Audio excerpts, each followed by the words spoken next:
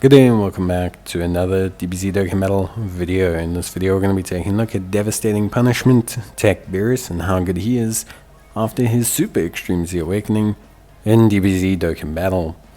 Now, a lot of the content right now feels like it's all awakenings. We're kind of waiting for big new endgame content. I would say we don't have a lot of massive missions out this time right now, so that's definitely also something. But yeah, for me, it definitely feels like right now we're kind of just dealing with a lot of units that need to be awakened and used, etc., etc. So definitely is something to consider. But yeah, so let's take a look at Beerus. Look, I think overall Beerus is pretty good. Like I genuinely find Beerus to be really quite a good unit. I think he looks solid. Tech type lead of 90%. All of this doesn't ever change, you know, with a like super easy A. Lowers or greatly lowers defense on his super attack. He has key +3, attacking defense of 160%, an additional attacking defense of 160% with a high chance of performing a crit when performing a super, an additional attack defense of 60% on guards all attacks. When there's another movie boss's Realm of the Gods or Exploding Rage category ally, an additional attack and defense of 40% with each attack received up to 160. Damage reduction of 30% when the HP is 30% or more. And an additional 30% when HP is 60% or more. Great chance of launching a super when HP is 60% or less. Superclass allies, key +2 attack of 30%. Extreme class allies, key +2 defense of 30%. Rage mode, which activates when HP is below 60% up to 2 times. He has Godly Power, Prodigies, Connoisseur, Innocence, Shocking Speed, Fierce Battle, all great link sets. And in terms of categories, he's got Battle of Fate, Bond of Mushroom, Disciple, Exploding Rage, Legendary Existence, Movie Bosses, Planetary Destruction, Realm of the Gods, Siblings Warriors, Space Traveling Warriors, and Worthy Rivals. In terms of build, if you have dupes in him or want to give equipment, listen, he's got crit built in, he's got guard built in, he needs to be hit, but he only needs to be hit 4 times. And he also has a great chance for launching additionals. For me, look, personally, I think high chance crit is more than enough. He only needs to be hit 4 times to build up his full attack and defense. I would say you definitely want to predominantly run additional. Thank you very much. Additional is good because it will maximize his damage, which is something you want to do. Beerus can hit pretty hard. 14 million for a 55% unit is pretty good. It means that his 100% version can probably get close to that 20%, that 20 million bracket, especially if you look at link leveling him. I think there's quite a bit that he gains there. So yeah, I would say additionals, maximizing his offensive capabilities, and you can then of course also throw in some evasion to maximize his defensive capabilities if you want to.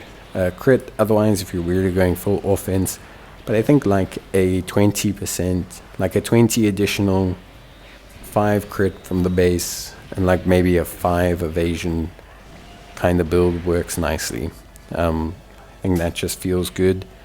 Get all those additional super attacks and have a little bit of evasion as backup. But he's quite tanky. Guard, 60% damage reduction, close to 500k start turn defense as a fully built up unit. There's nothing to laugh at, even in today's meta.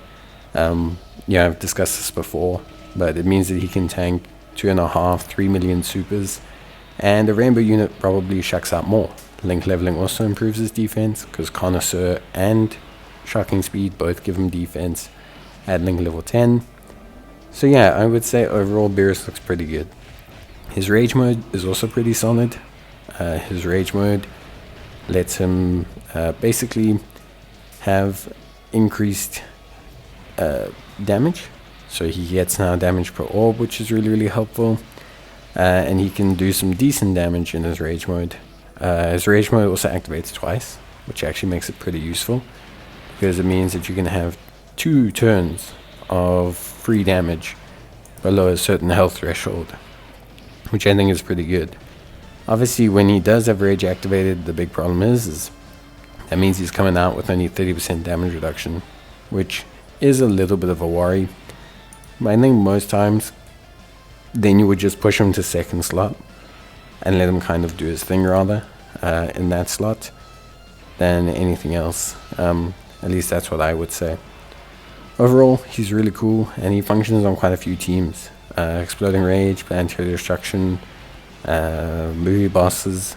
His biggest issue, actually, is that he needs like another Beerus unit to have his full link set. So, yeah, it's not just like his links are not great holistic links. Like Shocking Speed, Fierce Battle, that's decent. But Connoisseur, the Innocence, Prodigies, Godly Power, you're not going to really find these on like